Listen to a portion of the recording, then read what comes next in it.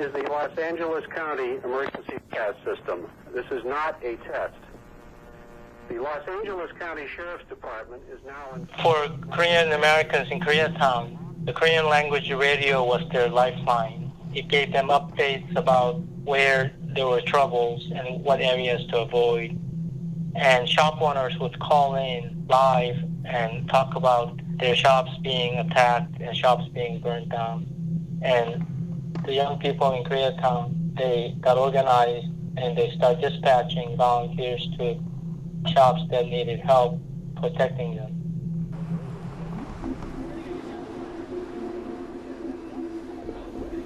When I arrived near 5th and Western, I saw the shop owner shooting his handgun into the air to try to fend off rioters coming to his shop and burning it down.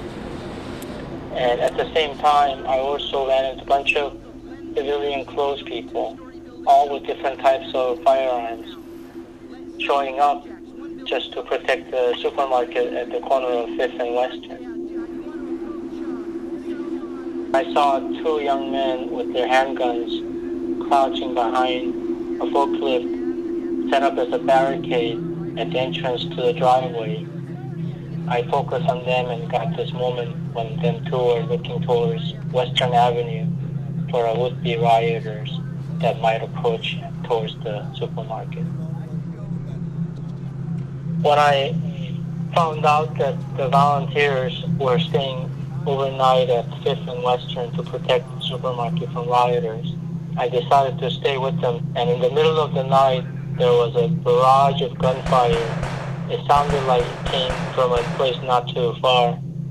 A moment after, a van pulled up saying that they just drove through 3rd Street and Hobart and got shot at. So I rushed over to 3rd and Hobart and found that there was a vehicle stranded in the middle of the intersection, just bullet-ridden all over. And 4 young kids were pulled out of the vehicle, resting against the pizza shop nearby.